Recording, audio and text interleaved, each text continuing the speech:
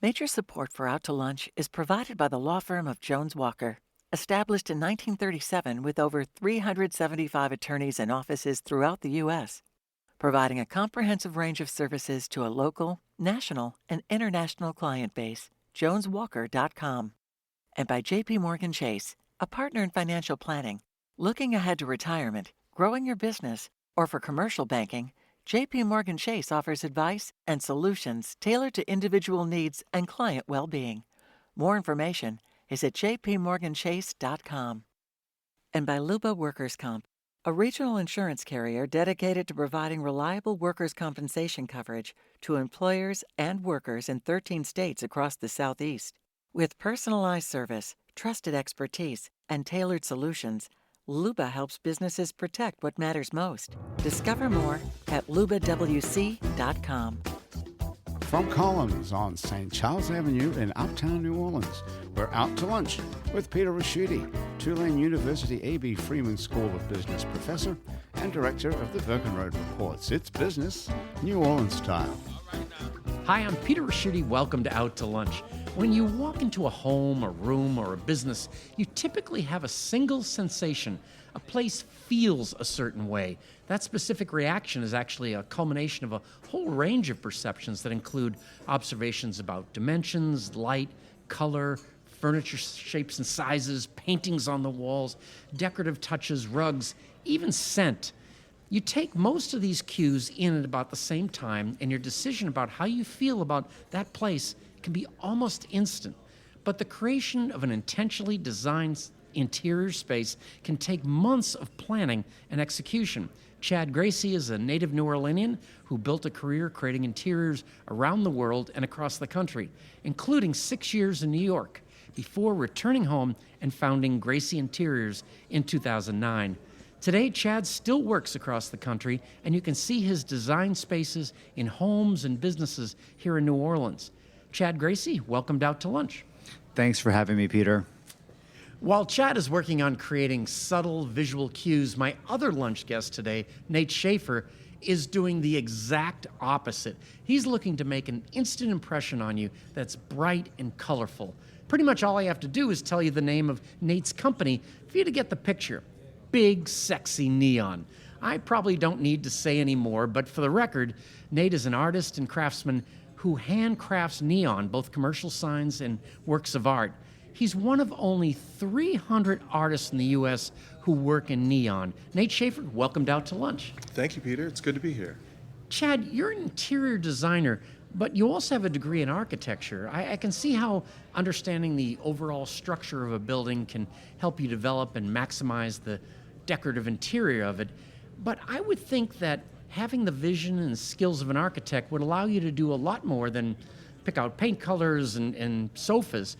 You could look at a room and recommend knocking down a wall or adding a window or any number of structural changes. Do you do this, or do you prefer to work with what you've got and stick strictly to interior decorating?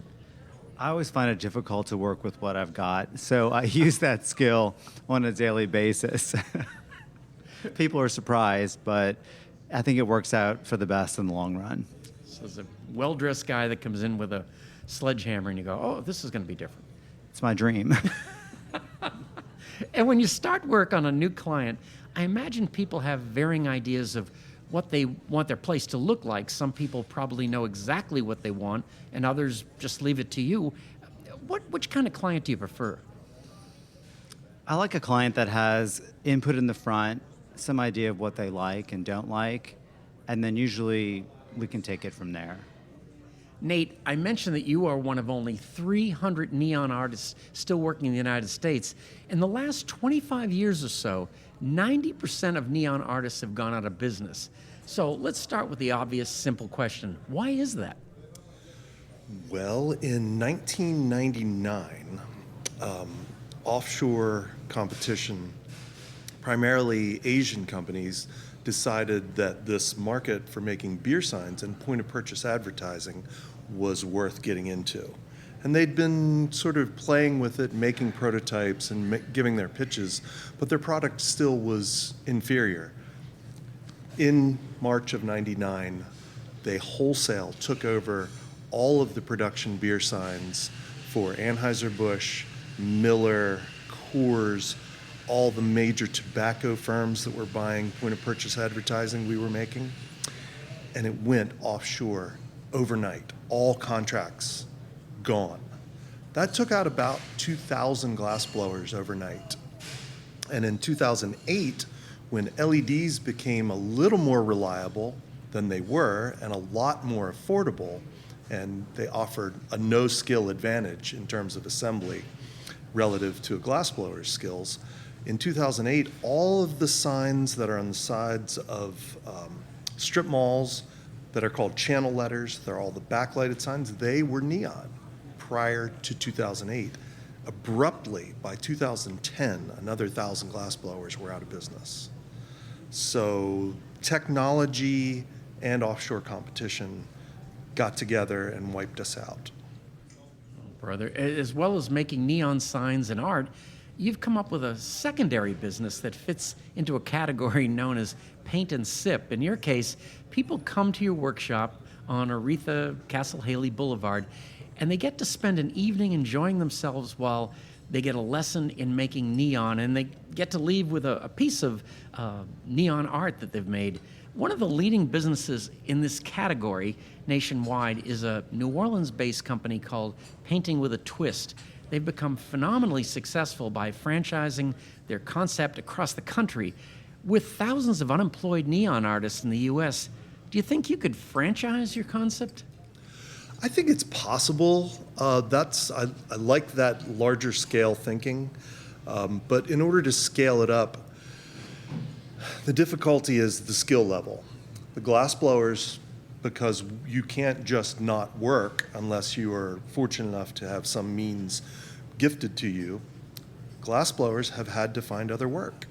And getting back into it, most people have sold their equipment. Most people, if they haven't sold it, they have shelved it to the extent that it is no longer on the cutting edge, and it becomes very difficult to do that. I would love to see that. I think it has a few barriers to entry, though, primarily organizing the skilled labor that's out there.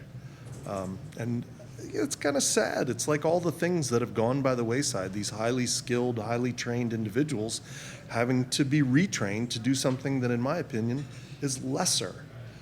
It might provide more money and give them a good income for their families, but it's definitely lesser than the 10 years of 60 hours a week burning yourself, cutting yourself, all the things that go with being a good glassblower that you just have to walk away from. And it's very sad. I know a lot of people who aren't in the business anymore that would love to be back in, but it's just, money's not there.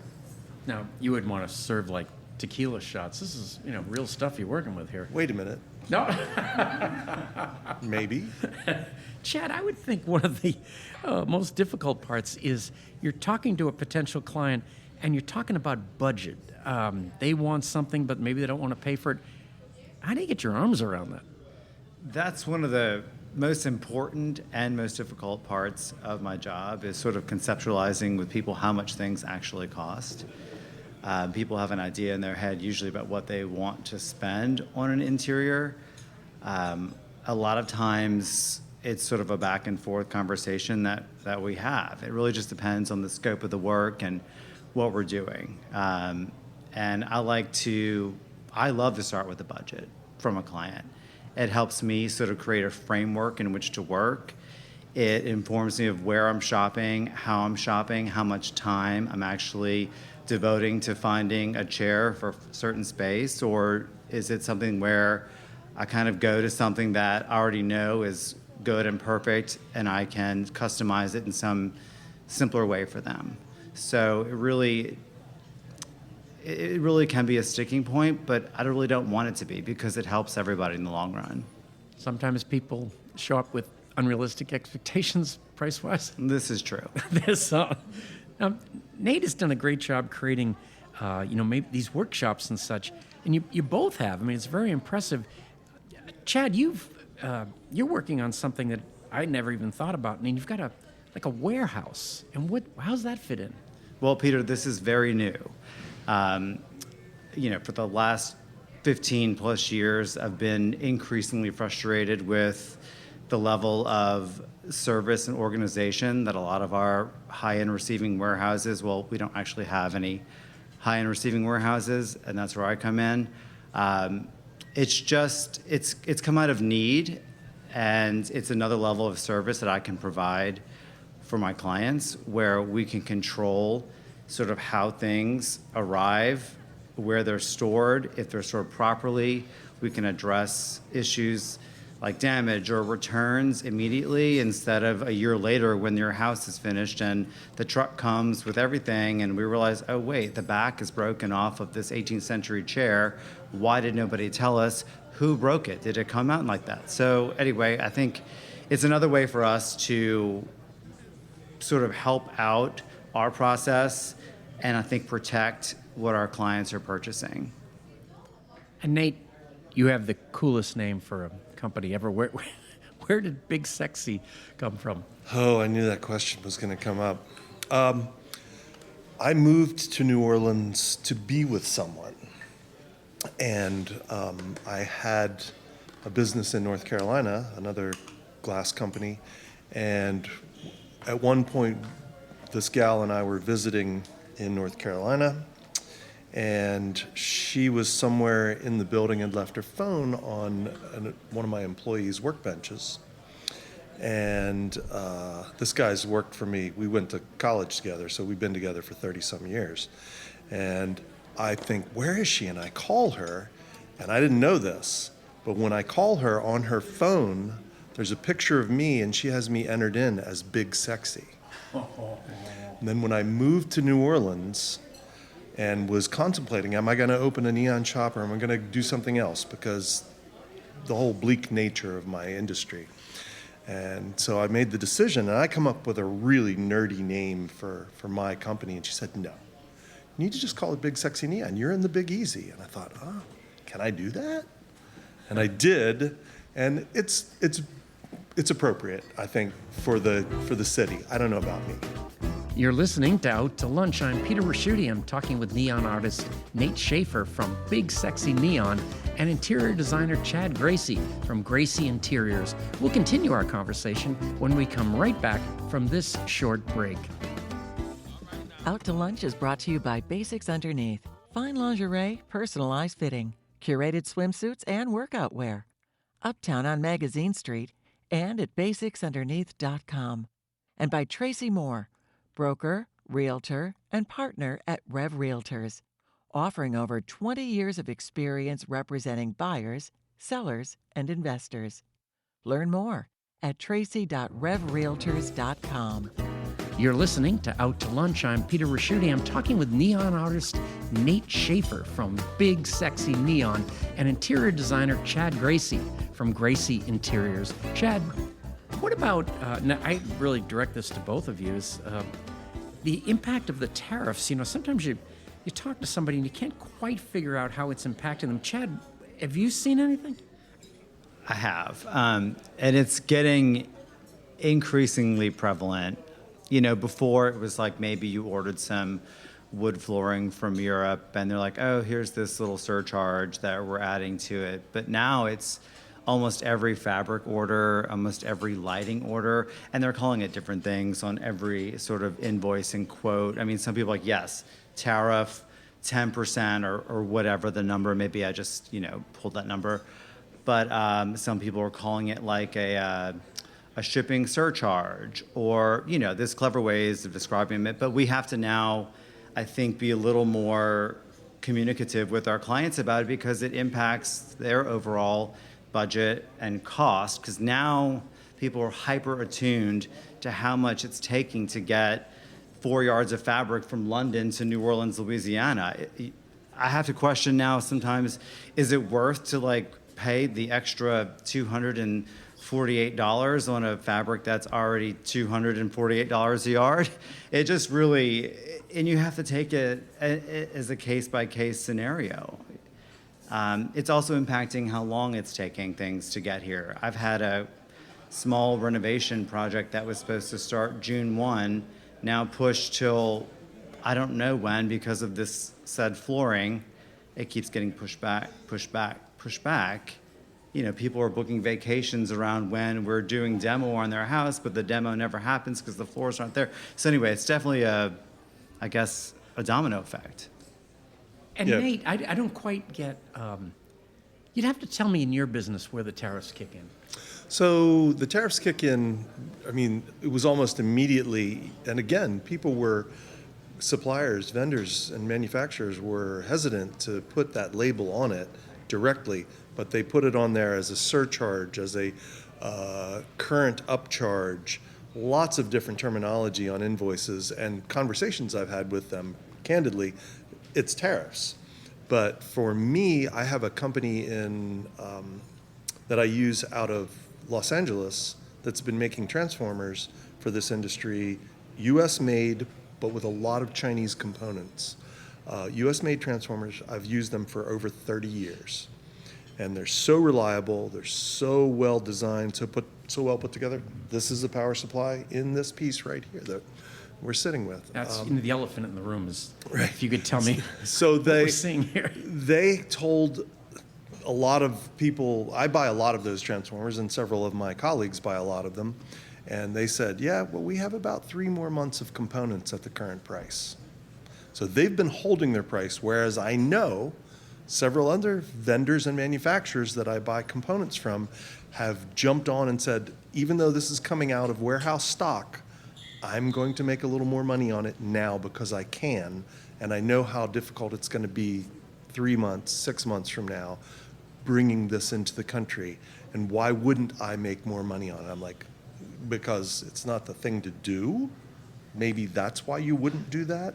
But instead, they're actually honest about their chicanery. Chad, we're all happy that you've moved back here, but why'd you do it? A lot of reasons. One being that I left a job in New York with a designer that I loved, both the job and the designer, that wasn't paying me enough to live in New York City at the time, in hopes of a better job in New York with a better salary, a really big salary, and it was terrible. And it wasn't what I'd signed up for. But, you're a grown up and you go to work and you do your job to the best of your ability. And then the market crash happened. And then The financial crisis. The financial Yeah. crisis, exactly.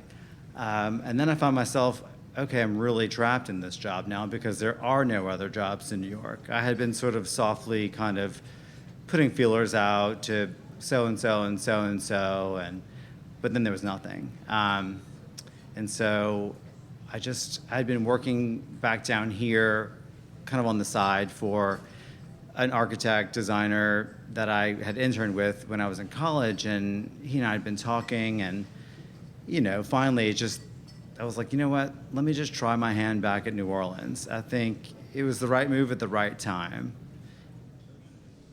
And one of the things about working in New Orleans, I would think, is we love things to stay the way they are. Was that going uphill a little bit to change people's minds? About decorating in New Orleans? Yeah, there's just... I mean, I think you live here long enough,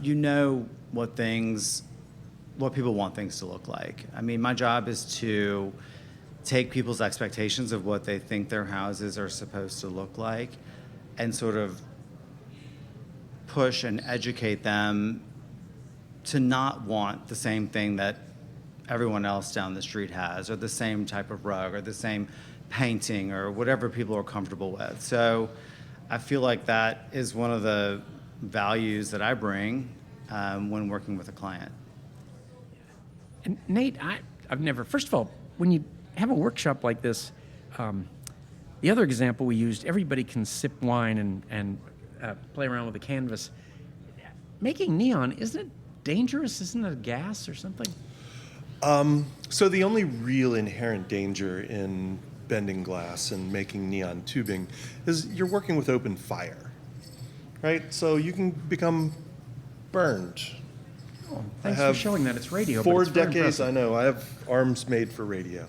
I have burns on me that I can date back to 1986. They're like children to me now.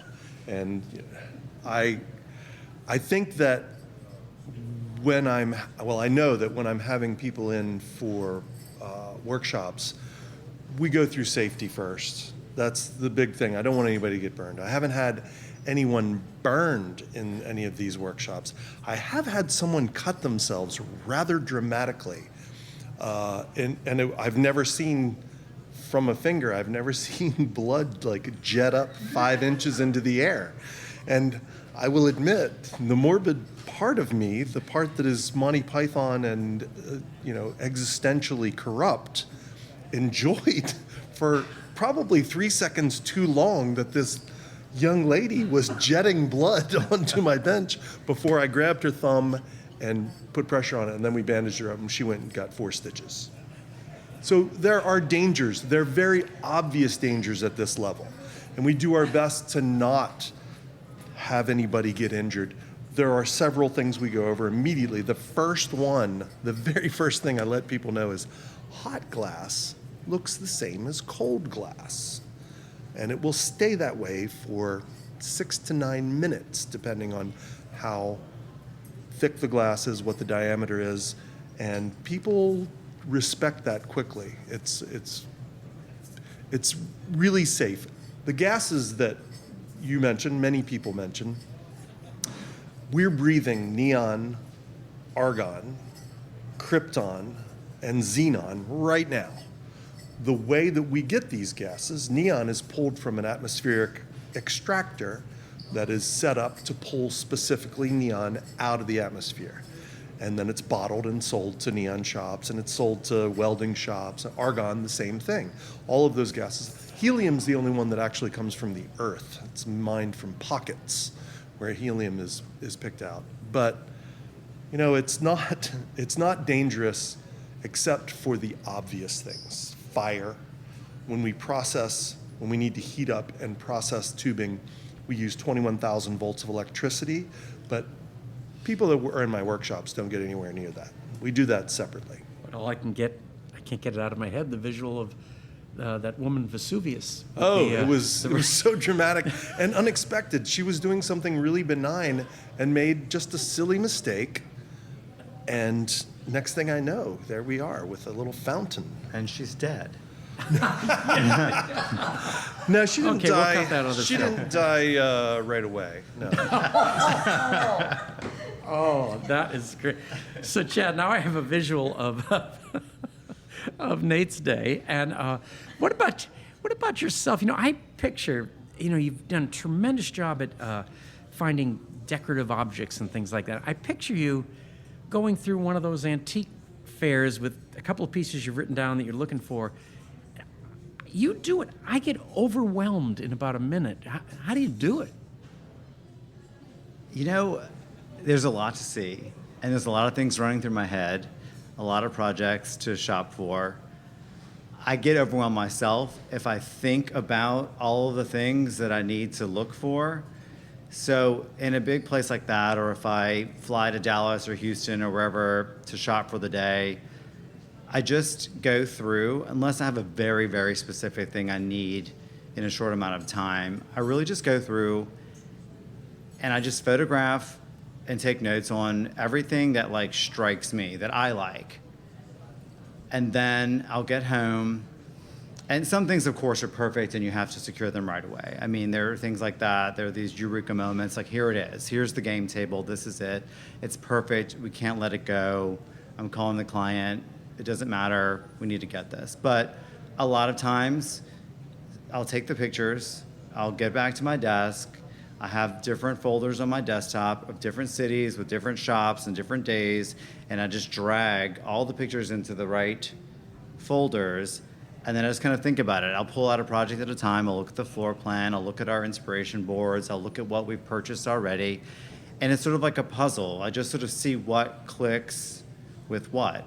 And a lot of times, the projects are so different that you know what needs to go where.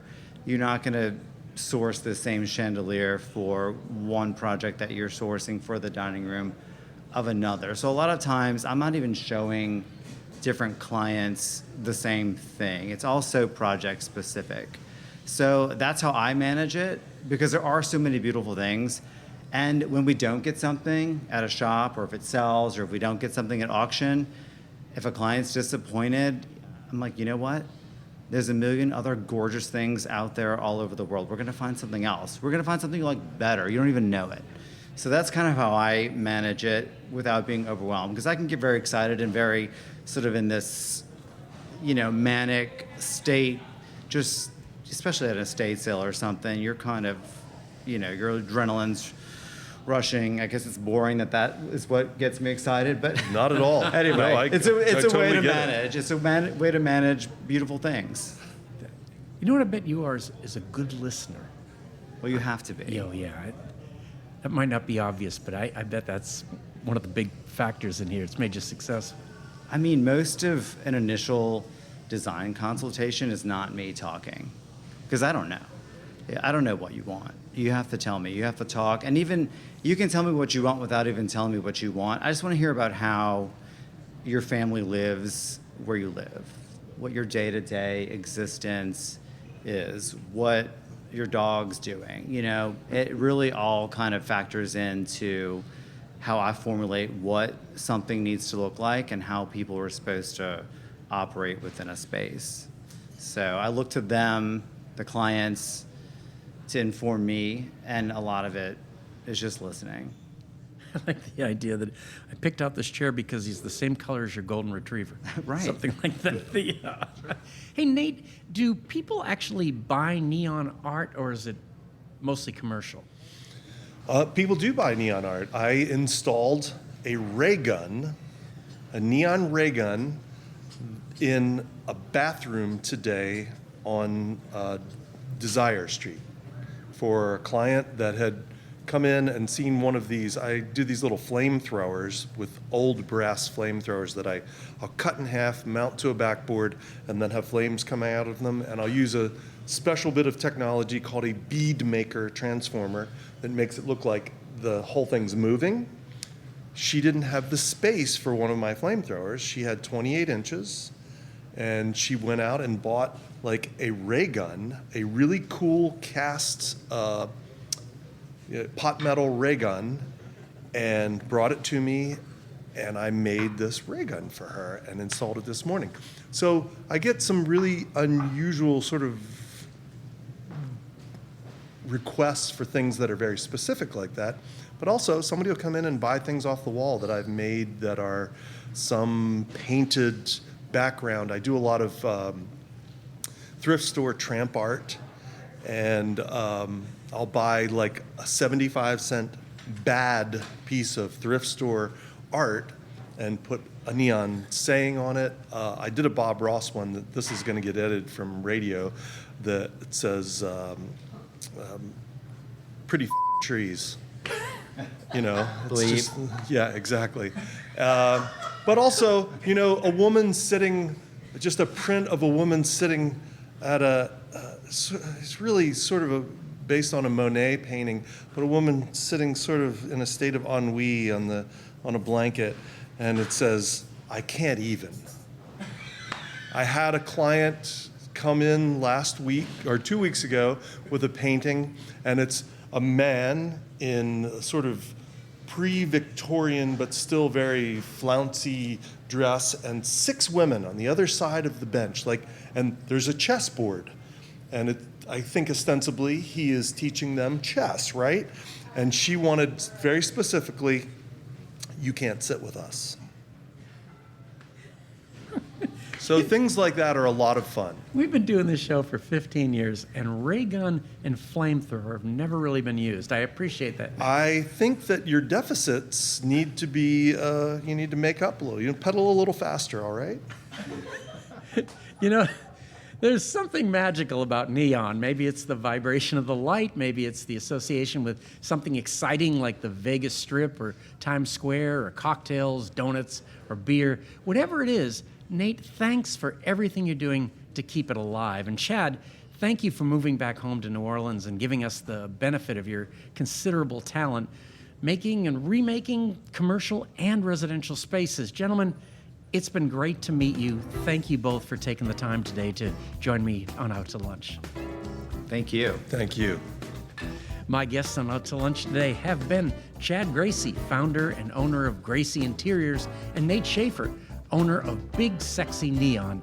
We edited the show to fit into the time slot here on WWNO. You can hear our unedited conversation and find out more about Chad's Interiors and Nate's Neon by listening to the Out to Lunch podcast. You can find and subscribe to the Out to Lunch podcast on your podcast app and on our website, itsneworleans.com. If you want to know what we all look like, you can find photos from this show on itsneworleans.com and on our Out to Lunch social media. These photos were taken today by Jill LaFleur. You can find more of Jill's photos at lafleurphoto.com.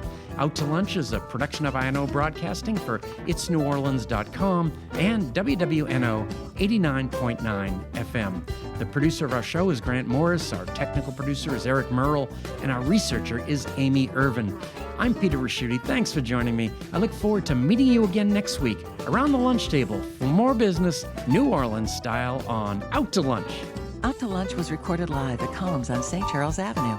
Columns serves lunch and dinner 7 days a week, hosts weddings and private events, features evenings of live jazz and more. Reservations for dining and hotel rooms are at thecolumns.com. Columns is a member of New Orleans & Company. More information at neworleans.com. Major support for Out to Lunch is provided by the law firm of Jones Walker.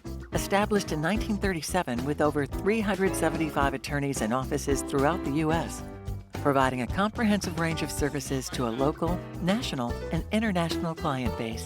JonesWalker.com.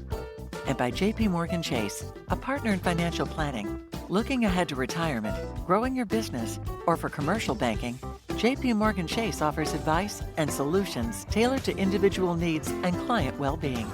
More information is at jpmorganchase.com. And by Luba Workers' Comp, a regional insurance carrier dedicated to providing reliable workers' compensation coverage to employers and workers in 13 states across the Southeast. With personalized service, trusted expertise, and tailored solutions, Luba helps businesses protect what matters most. Discover more at lubawc.com. Mitchell Foreman wrote and performs all the music on Out to Lunch. You can hear Mitchell's music anywhere great jazz is sold or streamed, and at mitchellforeman.com.